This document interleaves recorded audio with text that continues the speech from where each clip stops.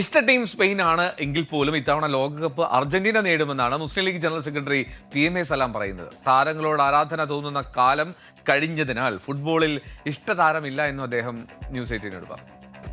Football ആവേശത്തിൽ നാടും നഗരവും ലോകം മൊത്തം ഒഴുകുമ്പോൾ നമുക്കൊപ്പം ലീഗ് നേതാവ് PMA സലാമാണുള്ളത്. താങ്കൾ കളി കാണാറുണ്ടോ? ലോകകപ്പിലെ കളികളൊക്കെ കണ്ടിരുന്നു? കുറച്ചൊക്കെ കണ്ടിരുന്നു.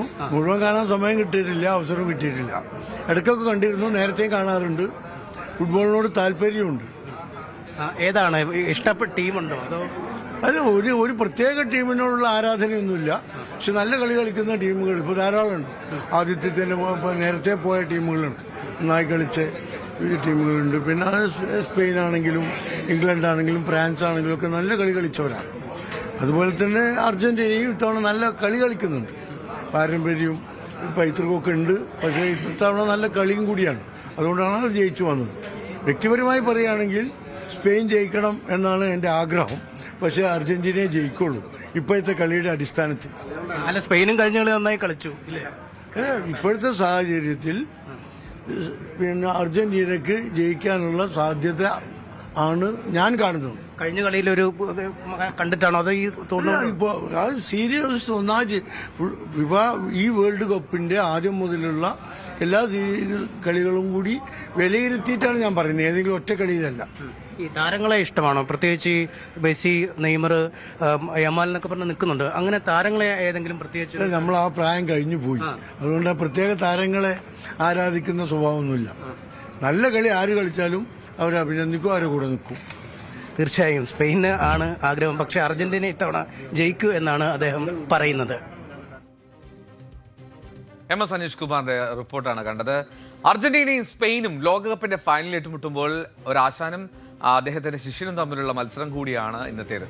അർജന്റീനയുടെ പരിശീലകൻ ലയണൽ സ്കലോണിയുടെ അധ്യാപകനാണ് ഈ സ്പാനിഷ് പരിശീലകനായിട്ടുള്ള ലൂയിസ് ഡി ലാഫ്യൂണ്ട. ഇംഗ്ലണ്ടിനെ അർജന്റീന തോൽപ്പിക്കും മുൻപേ സ്പാനിഷ് പരിശീലകൻ പറഞ്ഞൊരു കാര്യമുണ്ട്: എനിക്ക് ഫൈനലിൽ അർജന്റീനയെ നേരിടാനാണ് ആഗ്രഹമെന്ന്. അതിന്റെ കാരണം തേടി പോകുമ്പോഴാണ് ആശാന്റെ മനസ്സിലിരിപ്പ് വ്യക്തമായത്. എളുപ്പത്തിൽ തോൽപ്പിക്കാൻ കഴിയുന്ന എതിരാളിയെന്ന ആലോചനയായിരുന്നില്ല അതെന്ന് വ്യക്തം. ഒരു ഗുരുശിഷ്യ ബന്ധത്തിൽ നിന്നും വന്ന അഭിപ്രായ പ്രകടനമാണ്. 2017 സ്പാനിഷ് ഫുട്ബോൾ അസോസിയേഷന്റെ അക്കാദമിയിൽ പരിശീലകർക്കായി ഒരു കോച്ചിംഗ് സെഷൻ. അന്ന് സ്കലോണി അവിടെ പഠിക്കാനെത്തിയപ്പോൾ അധ്യാപകനായിരുന്നു ലൂയിസ് ഡി ലാഫ്യൂണ്ടെ.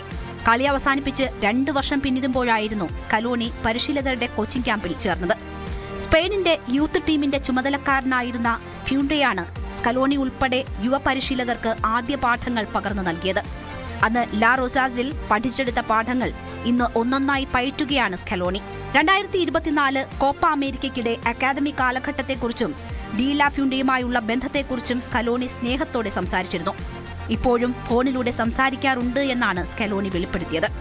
സ്കലോണിയെ മാസ്റ്റർ എന്നാണ് ഡി ലാഫ്യൂണ്ടെ ഇടയ്ക്ക് വിശേഷിപ്പിച്ചത്. ഒരു മുൻ വിദ്യാർത്ഥിക്ക് അധ്യാപകനിൽ നിന്ന് ലഭിക്കാവുന്ന ഏറ്റവും മികച്ച വിശേഷണം. സ്പെയിനിൽ നിന്ന് വിദഗ്ധ പരിശീലനം തേടിയെന്നത് മാത്രമല്ല സ്കലോണിയുടെ സ്പാനിഷ് ബന്ധം. സ്കലോണിയുടെ ഭാര്യ സ്പാനിഷ് വംശജയാണ്. അവരുടെ മക്കൾ ജനിച്ചതും വളരുന്നതും സ്പെയിനിലാണ്. മാത്രമല്ല ഡെപ്പോർട്ടീവോ ലാ കറുന, റേസിംഗ് സ്റ്റാൻഡാർഡർ മയോർക്ക എന്നീ സ്പാനിഷ് ക്ലബ്ബുകൾക്കായി വർഷങ്ങളോളം കളിക്കുകയും ചെയ്തു.